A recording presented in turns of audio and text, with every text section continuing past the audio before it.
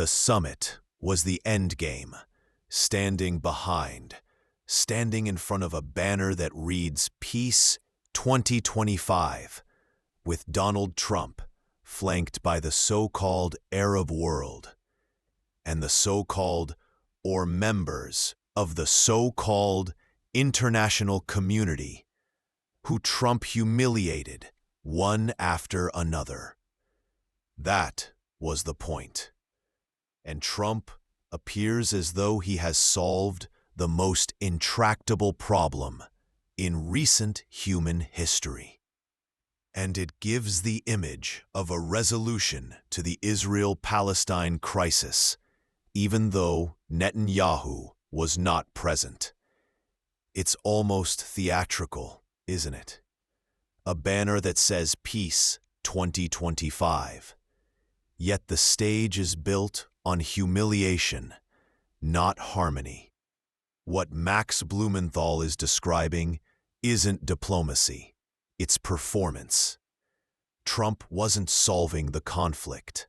He was branding it, turning one of the world's deepest tragedies into a photo op where power looked like peace, claiming I couldn't be there because of Simchat Torah coming up, and so I couldn't be there. That's not why he was there. He was there because he didn't want to be forced into potentially Trump forcing him to shake hands with Mahmoud Abbas, which would, tear into his coalition and would contain echoes of the famous, or I would say, notorious handshake between Yitzhak Rabin and Yasser Arafat, which Rabin was assassinated for, and which Netanyahu incited and helped incite the assassination. Netanyahu's whole coalition rests on his promise to obstruct a two-state solution, to prevent a Palestinian state, and actually to prevent peace. And Donald Trump could care less about addressing the real roots and actual causes of the conflict. He just wants to get a kind of diplomatic win. Steve Witkoff, who is his main negotiator on the issue of Israel-Hamas negotiations, as well as many other conflicts, essentially ed after the Sharma summit. And so Trump has just put this all behind him. He is concerned primarily with his legacy. He did not get the Nobel Peace Prize and was obsessed with getting the Nobel Peace Prize to consolidate his legacy forever. That explanation cuts straight through the facade. And Netanyahu's absence wasn't about faith. It was about optics and survival. A handshake can end a career in Israeli politics, especially when peace itself threatens the very coalitions built on resisting it. And Trump, he wasn't chasing peace. He was chasing prestige, a Nobel, a headline, a legacy. The tragedy here is that diplomacy became theater, and the pursuit of peace became just another campaign for applause. So this was the next best thing. And as far as enforcing the ceasefire, well, we have to look at what Trump said in the Knesset. There are two parts to this. There was the Sharm el-Sheikh summit, which was just a PR exercise for Donald Trump, in which the so-called Arab states, were convinced that they could actually exercise leverage, along with Turkey, over Trump, which has proven ridiculous again, or delusional again and again. And then there was the Knesset speech, where Donald Trump basically consolidated his legacy as the protector of Greater Israel and paid tribute to his top patron, the Israeli warlord Miriam Aden, who is the heir to the fortune of casino baron Sheldon Ad. And it was there that Donald Trump said, she's sitting there, looking so innocent, but she's not innocent. She has 60 billion in the bank, and she was the most frequent visitor to the White House, along with her husband, Sheldon, who was very aggressive. I mean, it was kind of like a roast, but at the same time, he's paying tribute to her, and he's saying they basically controlled my entire, policy outlook on the region. In fact, it was through Miriam Ad's money that Donald Trump was bribed to relocate the U.S. Embassy from Tel Aviv to Jerusalem, which was an extremely provocative move that I think was a factor in October 7th because it puts more pressure on the Palestinians of East Jerusalem. It invalidates a Palestinian state with a capital in East Jerusalem. That's the part people rarely talk about, the money trail behind peace. What Max Blumenthal is describing isn't just foreign policy. It's patronage. Trump wasn't negotiating for America. He was performing for his donors. Moving the U.S. Embassy to Jerusalem wasn't strategy. It was tribute, a $60 billion nod to the people who bankrolled his Middle East agenda. And the fallout wasn't abstract. It rippled straight into the rage that erupted on October 7th.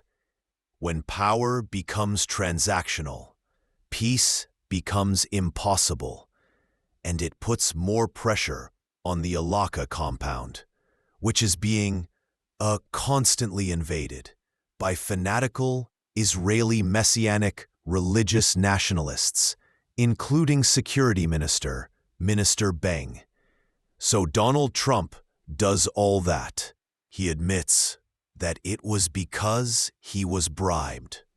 And then he says, "Which country do you love more, America or Israel?" And she didn't answer. And he knows it was Israel. So he acknowledges that he was basically bribed by an Israel-first billionaire to wage political warfare on Palestinians and on the region on behalf of her country. Is this someone who is actually going to apply leverage to Israel to enforce a ceasefire that Israel is already in just about 72 hours violated in flagrantly provocative ways? I don't think so. So where is the counter pressure from Turkey, for example? From the Arabs who showed up at Cherik? United Arab Emirates in Saudi Arabia didn't go. Or they didn't send, leading figures. They just sent, lower-level officials. I'm not seeing it. So again, I think this was an exercise in propaganda for Trump to complement a ceasefire, which is not peace. It is merely a pause. This is where the illusion fully cracks. Joking about it. Even that's not diplomacy. That's confession dressed as charisma. When leaders treat national policy like a loyalty contest between donors and nations, morality disappears. In Max's right, this wasn't peace. It was a performance wrapped around a pause. No leverage, no accountability. Just another deal signed in arrogance and sold as progress. The problem with Trump is he'll cede to reality And then he'll shift days later back into an entirely different rhetorical position that makes that almost makes it seem like he has a body double, like a neo-conservative body double. I mean, he's threatening Russia now with Tomahawk missiles, which is extremely provocative. And that's the contradiction of Trump. Moments of clarity followed by chaos. One day, he sounds pragmatic. The next, he's saber-rattling, like a Cold War general. It's not strategy. It's impulse, dressed as policy. And when those impulses involve Tomahawk missiles, the whole world feels the whiplash. Maybe kind of like a Tomahawks, because, it took so long after Leopard tanks were promised to Ukraine. Or, attack them missiles were promised before they actually showed up on the field, or F-16s. But Tomahawk missiles is another level of provocation, because Russia has no way of determining if these are nuclear-tipped missiles or not. It's a further escalation toward nuclear confrontation, and Russia's openly recognizing that Trump is completely cave to the neocons on this issue, when he was just in Alaska with Putin. What was the point of that? That was just to make Trump seem like a man of peace, as he was vying for the Nobel Prize. Trump gets the Nobel Prize. The Trump family and Trump Incorporated will do that much more business and will seem that much more credible. So that's what Trump is doing here as well. There's not any actual basis to Trump's desire for peace to address the real root issues of the conflict, like colonization, occupation, denial of rights to Palestinians. However, on Air Force One, I'm sure you saw this clip. Donald Trump ceded to reality on the issue of Hamas maintaining weapons and said that we gave Hamas permission to be able to maintain order in the Gaza Strip and to clean up the Gaza Strip when he was asked about the execution of collaborators. And these are collaborators that were gangs of bandits that were supported by Israel, protected with Israeli air cover, protected in Israeli military bases in Gaza. The Yasser Abu Shabab gang, members of the Dagmash family. And Donald Trump said, well, Hamas has to maintain order, and therefore he acknowledged that one of the terms that his team agreed to was ambiguity around Hamas having weapons. So disarming Hamas, for now, is off the table. That's where the mask slips again. The talk of tomahawks isn't just saber-rattling. It's a signal of surrender to the neocon establishment he once claimed to oppose. Russia can't tell if those missiles are nuclear or not. And that uncertainty is exactly how wars spiral out of control. Then, in the same breath, Trump concedes Hamas can keep its weapons. A quiet admission that the peace narrative is pure theater. One moment, he's promising diplomacy. The next, he's feeding escalation. It's not leadership. It's contradiction on autopilot. Maybe next week, Donald Trump will say they need to be totally destroyed. This is such a major blow to Netanyahu politically, because he had promised his base total victory. That was his mantra for the last 2 years. I mean, that these blue hats that looked like The Trump hats that said "Make America Great Again" were distributed to Likud activists to wear at rallies. And by declaring total victory, what Netanyahu, or outlining an objective of total victory, was he would kick the can down the road on the so-called hostages, and it would allow him to constantly move the goalpost on negotiations with Hamas, which doomed many of these so-called hostages to death, often through Israeli airstrikes. And so, a large sector of Israeli society is furious at Netanyahu for outlining such a delusional objective. And now, Trump has exposed the whole thing and said there isn't going to be total victory. Israeli media is filled with anguished reports about Hamas reconstituting itself, about the Al-Qassam brigades showing themselves in the streets and demonstrating that they still have complete control. Trump just exposed Netanyahu's biggest delusion: total victory.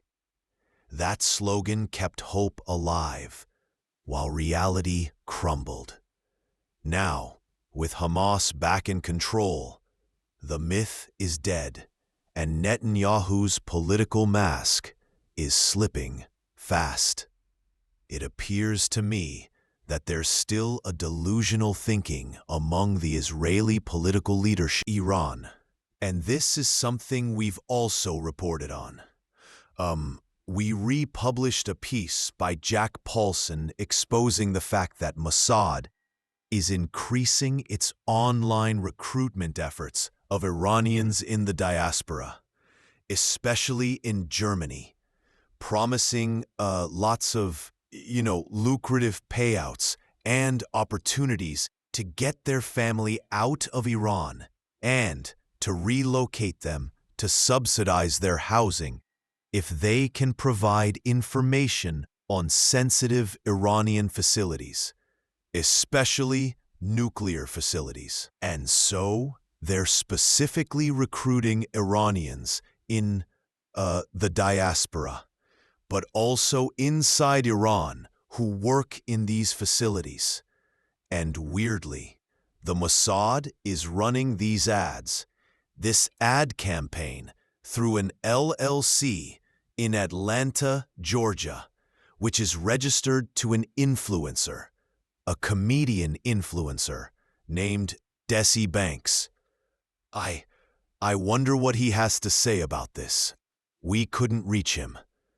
But the point is, they're still trying to degrade Iran's scientific know-how, its nuclear industry, their general strategy of mowing the lawn, where they try to, it's a disgusting phrase that Israel conceived during its siege of Gaza, where they, without achieving regime change or destroying the enemy, are able to weaken it through continuous warfare and various operations that might just last a few days, but it sets the enemy back. And so that's one thing I know they are seeking, but I've seen Israeli leadership say what we're actually seeking is to harm Iran to the point to replicate their success in Lebanon against Hezbollah, get Iran to stand down, weakened in a ceasefire, and then wage what they call wars between wars, where they degrade targets without any retaliation by Iran, because Iran has been so severely weakened. That's delusional. Iran is not Lebanon. Iranian deterrence is much stronger than Hezbollah, and they're also not located directly on Israel's doorstep. That's beyond delusional. It's reckless. Trying to run an LLC in Atlanta tied to a comedian, shows how absurd the strategy has become. Israel's leadership is still clinging to the fantasy that Iran can be weakened like Hezbollah. But Iran isn't Lebanon. It's bigger, stronger, and far more prepared. This isn't mowing the lawn. It's playing with fire in a region already soaked in fuel. And the other aspect is the political failure of the 12-day war by Israel. Israel united the Iranian public around the flag, including large sectors of the public that has issues with the Islamic Republic, with the revolution, because of the amount of civilian casualties Israel caused, because they attacked Iranians in key areas that are bastions of opposition or criticism to the Islamic Republic, like Tej and North Iran, just setting off Mossad car bombs. The Mossad death squads that Israel had armed and trained inside Iran, or were just widely seen as terrorists and hated. That's the irony. Israel's so-called 12-day war only sends the very regime it wanted to weaken by bombing civilian areas and opposition strongholds. It united Iranians who once opposed their own government. Nothing fuels nationalism like foreign aggression. What was meant to fracture Iran ended up fortifying it. The bombing of the Evin